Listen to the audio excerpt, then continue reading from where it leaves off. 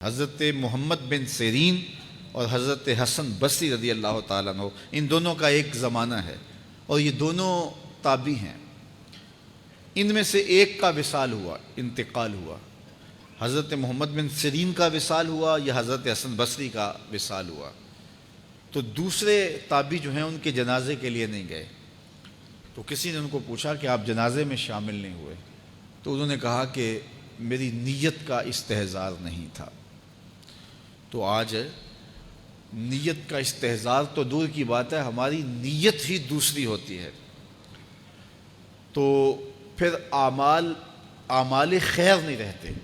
تو یہ بنیادی چیز ہے۔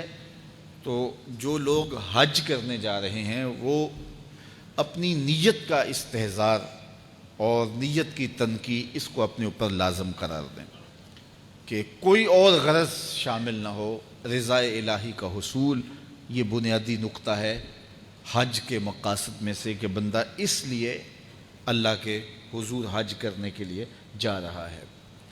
تو حاجی تو وہ بن ہی جائے گا، خود بخود ہی ہو جائے گا۔ اچھا، کئی لوگوں کا یہ خیال ہوتا ہے کہ میں نے ایک حج کیا ہے تو حاجی بن جاؤں گا، اور زیادہ حج کیے جائیں گے تو پھر الحاج بن جاؤں گا۔ تو یہ ایک عوام کی غلط فہمی ہے۔ حاجی اور حاج ان دونوں کے اندر کوئی فرق نہیں ہے۔ حاجی بھی اس میں فاعل کا صیغہ ہے اور حاج بھی جو ہے وہ اسی معنی میں ہے۔ تو حاجی ہو یا حاج ہو، الحاج ہو، الحاج الف لام تو معرفہ کے لیے لگ گیا۔ تو اس سے یہ جو لوگوں کے اندر غلط فہمی ہے کہ حاجی ایک حج کرنے والے کو کہتے ہیں اور الحاج کئی جس نے حج کیے ہو، جس نے فلاں تو الحاج ہے، یعنی اس نے بہت سارے حج کیے ہیں۔ تو ایک حج کرنے والا بھی الحاج ہو سکتا ہے اور متعدد حج کرنے والا بھی حاجی ہے۔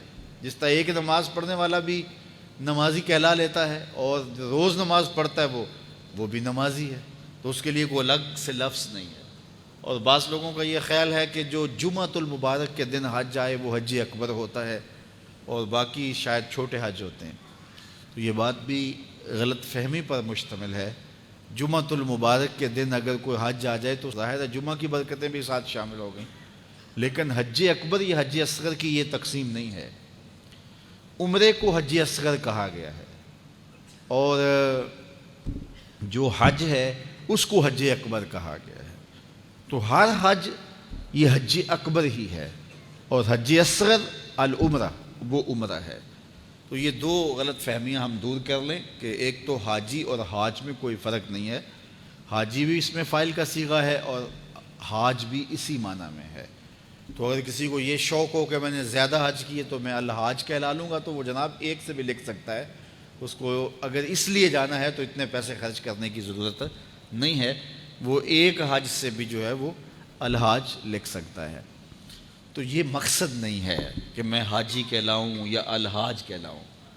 اگر یہ مقصد ہو گیا تو پھر یہ ساری کی ہوئی محنت ضائع چلے گی۔ مقصد رضائے الہی کا حصول ہے۔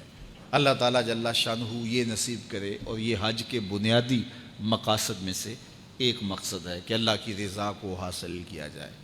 فرمایا تمہارے گوشت، تمہارے خون اللہ کو نہیں پہنچتے۔ یہ جو تم قربانیاں ذبح کرتے ہو، نہ تو خون پہنچتا ہے نہ تمہارا گوشت اللہ کو پہنچتا ہے۔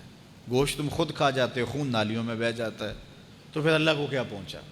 نہ تمہارا خون پہنچا، نہ تمہارا گوشت پہنچا، نہ تمہارا پوست پہنچا۔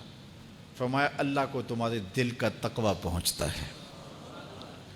تو یہ نیت کے فرق سے عمل ہوتا ہے، یہ بات ذہن میں رکھیے گا۔